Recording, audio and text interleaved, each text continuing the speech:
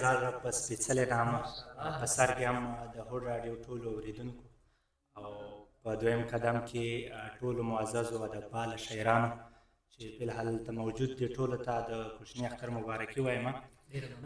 د مقدمې تېرېږم او راګرځم یو دوه بیتونه دي وي چې ډېرو محفلو کې کم ښکارېږم، ژوند تجربه راکړه اوس سمېږم، او زه دې د زړه زوره غورځولی یم ځکه اوس په خپل لیاقت یارېږم، او تا راته ویل چې ماته مه راځه اوس د نیمې لارې نه ستنېږم.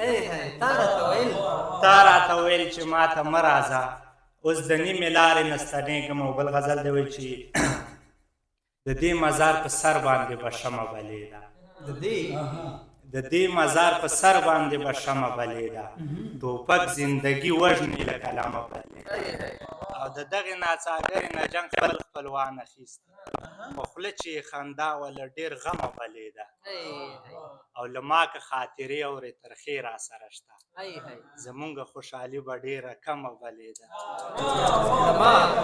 له ما که خاطرې اورې ترخې را سره شته او زمونږ خوشحالي به ډېره کمه بلېده.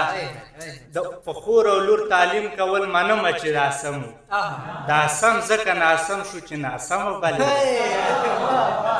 په خور او لور تعلیم کول منمه چې دا سم و، دا سم ځکه ناسم شو چې ناسمه بلېده. د هرې چینې دا عادت له ځمکې نه راوځي، د هرې چینې دا عادت له ځمکې نه راوځي، د دې چینې نه واخله تر زمزمه بلېده.